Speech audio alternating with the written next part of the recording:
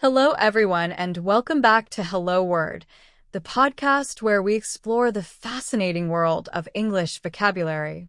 I'm your host, Alex, and today we're diving into a really exciting word. Our word of the day is astonishing. It's a B2 level adjective, and it means very surprising. When we say something is astonishing, we mean it's so surprising it almost leaves us speechless. For instance, imagine seeing a magician make a car disappear. That's pretty astonishing, right? Okay, let's look at some synonyms. Words that mean something similar to astonishing are amazing, remarkable, and stunning.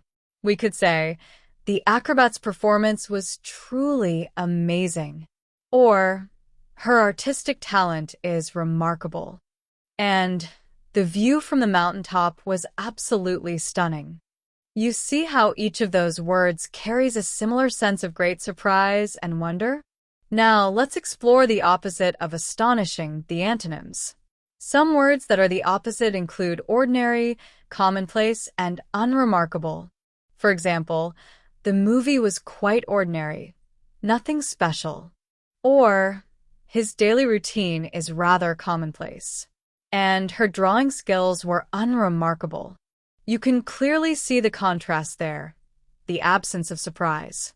Let's talk about how you might use astonishing in everyday life. Someone might say, "It's astonishing how quickly technology is developing." Or, "The success of that small business is just astonishing." These are situations where something is unexpectedly great or surprising. Here are a few example sentences to help you further understand how to use astonishing. The magician performed an astonishing trick. It's astonishing how much she's improved since starting her classes. The speed at which the cake disappeared was astonishing.